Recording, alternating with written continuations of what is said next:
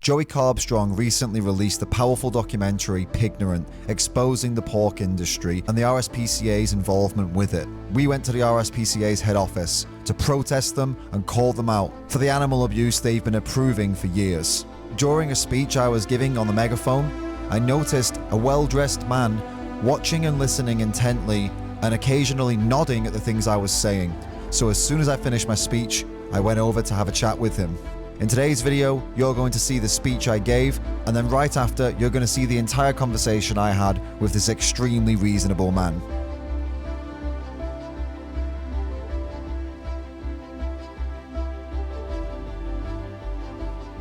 My friend here told me on the drive here that the RSPCA has a no-nonsense policy on two things. They 100% stand against halal slaughter, and they 100% stand against the dog meat industry, no matter where it is. They have stood up and been clear as day on those two topics. Let's start with halal slaughter. Why is the RSPCA against it?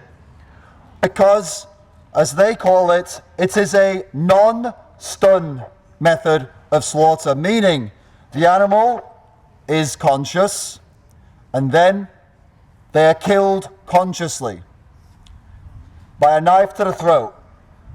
The RSPCA is completely against that. Then why does the RSPCA support taking a conscious pig and slowly gassing them to death? Tell me, what do you think is more distressing to an animal? Having their throat slit while they're awake, or breathing in toxic gas that slowly burns them and then dying? I don't know which is worse. But the fact that I don't know which is worse tells me that we shouldn't do either of them. That tells me that a society against cruelty to animals should not support either of them. Why is your logo on products that came from gassing a poor animal to death and the dog meat industry? You're against the dog meat industry 100%, but you support the pork industry, the beef industry, and the chicken industry. What is the difference? What does a dog have that a pig doesn't have? Why do you turn a blind eye to the suffering of these pigs? But if someone even dares to kick a dog, you'll be there trying to get that dog taken off them. When did the Royal Society for the Prevention of Cruelty to Animals get bought out by the people who make money from cruelty to animals? A non-profit charity bending the knee to animal abusers for money. Just wanted to say I appreciate you listening and paying attention. I've seen you really listening, you know, and I think it's great. One of the different councillors, and it's just listening intently to understand what your I appreciate it. concerns are. Yeah. And yeah, very interesting, very enlightening. Yeah. I didn't know that was part of the process, and I think that's probably one of the challenges people don't necessarily know, do they? No, this is it. And the RSPCA is the most unlikely people you would think to be hiding it or assuring it. You know, of all the companies and organisations around, all the meat industry orgs, they all do it fine. The RSPCA, it's phenomenal. What's their response been, apart from obviously So they've signed a thing, say they want it banned. the gassing of... Yeah, but we all know that signing a thing is not going to do anything. It was a platitude. It was just to show that, you know, we don't like it, you know, but then they still stamp all these products with it, with their stamp. So it's like, well, do you want it banned or not? You know, Yeah. if you want it banned, you can't give the assurance to the companies that are doing it. You've got to sign the thing and remove your assurance and say we don't support the pork industry because we're against the gassing. But they play both sides, you know, because they take money from the meat industry. I applaud you for I think this is called a peaceful process, but not. Obviously, there's loud noises, but it's getting a message across. This is it. Yeah. It's educated me today. Oh, that's great. Man. When you said your piece around what's the difference between this and that, and you mentioned what's it you saying? The gassing. Against halal and they're against. So halal is the consciousness. It's the consciousness rather than the stuff. Halal slaughter. Why is the RSPCA against it? The animal is conscious and then they are killed consciously by a knife to the throat. The RSPCA is completely against that. Then why does the RSPCA support taking a conscious pig and slowly gassing them to death? So, I mean, I know you're vegan and you don't support any meat eating, but it's obviously a staple diet for a lot of people across the world. So are you not necessarily supportive, but can I say the word comfortable with humane methods?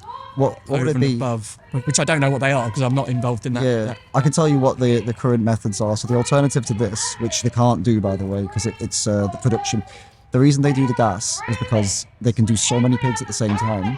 Okay. If they were to switch to any other method, they'd have to half that, right? So they physically, economically so can't, yield. right?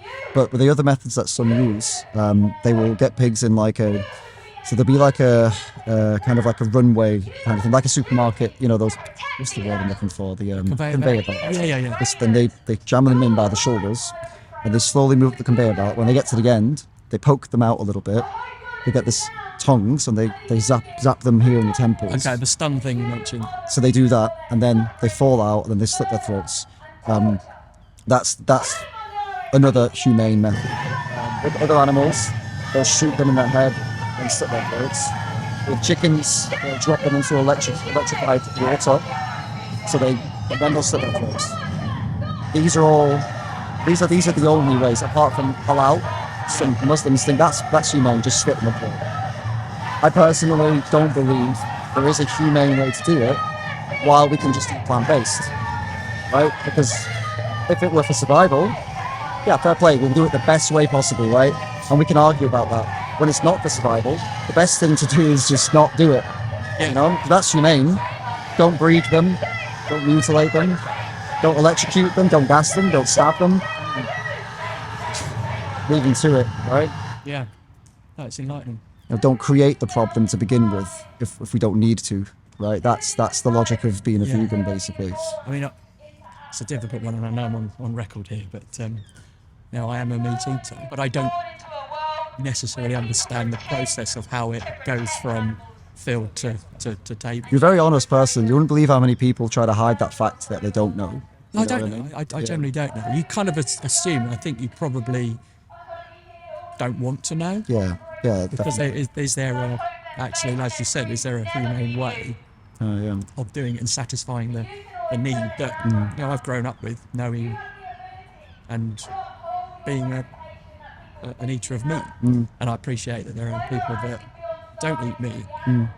It's kind of dawning on me now that there's more than a situation about it's just not what they like, or it's about the way that the whole process is conducted. It's right from the start, you know. They don't pop up out of nowhere, right? To make more animals, farmers go in there. They physically take semen from the males by using methods like artificial insemination. Yeah, artificial insemination. They masturbate animals to get the semen from them, and then they inject it into them when they're all tied up. And they do that with pigs and cows, especially. You know, we call that bestiality in any other situation, right? But in the animal farming, they hate it when you say that. By the way, they're very sensitive about that because they're going out and masturbating animals. Why is it not bestiality when it's done for a farm, but it is if anyone else does it? You know what I mean? It's a very ugly truth of farming that they do try to hide, and they're very ashamed of. Is there? I mean, I'm kind of always the mediator in situations. Sure. I kind of like to find. This is why I'm intently listening. I want to understand the concerns, and I'm really, really keen to understand the response. And I'm sure there will be a response. Yeah, okay. You'd ideally want a response now. Someone to come down to talk to you and explain the situation. I feel like it's irresponsible of them to allow the protest to continue. They're the Royal Society for the Prevention of Cruelty to Animals. We're the people who go out and speak up for animals. We should be able to sit down and have a conversation. But they're taking money from the meat industry. They can't take us seriously because then they'll have to lose their clients. Do they meet with you? The meat industry pays them for the logo. Do they meet with you? Sorry, I thought you said did they make money? They responded to, they met with and responded to Jerry, who was the short-haired guy you might have seen, the one who went in the gas chambers. He was talking about it. They've responded to him, but all they've said is the same as what we said, that, we signed the thing, but then you're still giving them the logo. So if you really truly believed in what you signed, you would remove your logos from those products until there was an alternative. So that's There's a governance piece, isn't there? If you've signed the contract or the declaration, is to uphold that. Right. But you're saying they're not. No, absolutely not. No. That's something they need to respond to. For sure, absolutely they do. And if they truly are against gas chambers, they need to stop giving the RSPCA approval to gas chamber products. I mean, and this is obviously part of a wider thing that they approve eggs farms, they approve beef farms. There's a lot more to talk about, but I mean, this is a particularly disgraceful example of their hypocrisy here. Gas chambers, it's all inhumane, but gas chambers are particularly inhumane, we believe. And I'm sure, you do, I'm sure everyone does, I didn't know they existed. Right, but now you do, and you've seen this and you hear this, right? That's why I wanted to listen. I love to try and balance two sides and understand this side and that side and try and see, is there a middle ground? There might never be a middle ground, not one that should be comfortable. Yeah. But if it moves the needle somewhere, then it's better than the current situation. And I know we'll probably never achieve what we want. Right. There's a counter view that wants very, very different. Yeah, sure. I think with is there a middle ground? Who knows? But when it comes to the dialogue and communication, and I would hope that we will get the opportunity to sit down and have it explained. These guys are supposed to be the animal protectors. That's where they get all their money from. The public gives them money to defend animals, and here they are approving that. I don't see the middle ground here. They either have to accept that they are the meat industry, or they have to remove their logos. That's the black and white of it. If they don't remove the logos, they don't listen, they're the meat industry, surely. Surely they're the meat industry, So how long has the practice of gas chambers been operating in the UK? Oof, I couldn't tell you. I know the debate on whether it should be stopped or not has been going on for 20 years. 20. DEFRA has been one of the players that has been claiming they want to stop it. But 20 years ago, they said, we want to phase it out. 20 years later, it's the only way, or 90% of the way that pigs are killed in the UK. So there's maybe like 10% of places that don't do it. 20 years later, DEFRA still hasn't done anything, and the RSPCA started approving it. Mental. I applaud you for your passion and the way that you've... This is a documentary, by the way. It's not all gas chambers, by the way. It's about the whole story. So the RSPCA are in the documentary, DEFRA's in the documentary, there are other organisations. It's on Amazon Prime now. Okay. So if you want to get more educated on, and there's a lot of information that we can't get everything. I do want to know more. Brilliant. So I can't obviously speak on behalf of the council. No, I don't. I'm not taking it. I'm talking to you as a human. Yeah, for sure. To understand the situation. For sure. And make a judgment. I'm very, very keen to understand the counter view, because that's how I process. I'm neurodiverse and OCD, anxiety, brain. Okay. So I take information and try and process and solve. Do you know what you'll find interesting? You wouldn't believe, in our movement of vegans, we have like a really high prevalence of people who are neurodiverse. And I think there's something... Superpowers. It kind of is. And I think it comes with an extra bit of empathy, because when you're different to others, you have more empathy for those who are different, right? And like, you're more caring, and because you understand what it's like to not be, There's a huge amount of compassion in people that are neurodiverse. A, Absolutely. Because I think it's just the way we're wired and programmed, but B, because we've faced adversity. Exactly. And either come through it or going through it. 100%. Some of our most passionate activists are neurodiverse, and for exactly the reason you've said.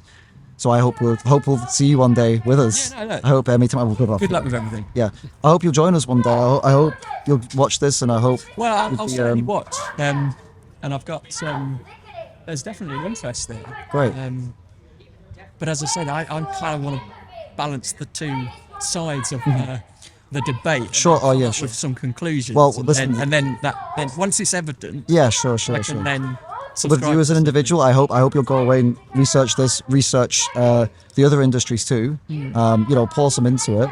And all I can say is I really hope you'll personally change, become a vegan yourself, and I hope one day you're in the council, you could influence there as well. It'd be amazing to have that happen. I hope to see it one day. As I said, when I came here this morning, I didn't know this was. Yeah, it's all brand new. Yeah. My first view was that it might be a protest about Horsham District Council.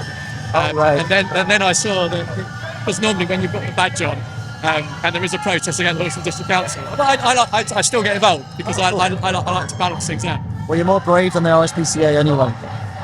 It's just intrigued, and I think if people are that so passionate about a cause, I'm passionate about so many causes, therefore I invest in it. You're passionate about a cause, therefore you invest in it. Yeah. And I respect that. I might not necessarily agree 100% with your view over someone else's Not yet. view, But you've watched but I this. want to go on the journey to understand. That's brilliant. Yeah. Therefore, I can then come to a conclusion. That's brilliant. And I think that's get why it. a lot of people. I think that's how a lot of people roll. They want to understand. And with this situation, I didn't know. I didn't understand. Great. I'm so glad you do now, because good people like you deserve to know what they're funding, right? And good people like you would never fund doing these horrors to animals if they knew. And the people like the RSPCA have been tricking you and fooling people like you. And that's it's not only we are here for animals, right? But honestly, for me, it's not only that. It's also like you're not a millionaire, right? You're not an elite or a millionaire, right? So you and me, me too, right? So you and me and all these people, we're in the same boat. But the people who are tricking you, people who are tricking people into buying their billionaires, these people are at the top in their mansions, mocking all the peasants, right? Oh yeah, look at them buying these products that came from gas chambers. We're just going to pay off the RSPCA. We're going to pay off we're going to pay off the supermarkets. No one will find out. Keep giving me money. So it's not only a struggle to help animals, it's also a struggle for us as the people to stand together and not let these industries trick us into funding these horrors. It's so much bigger. The awareness that people need, and what you're doing is. Yeah. And I've got to again. I've not heard any profanity.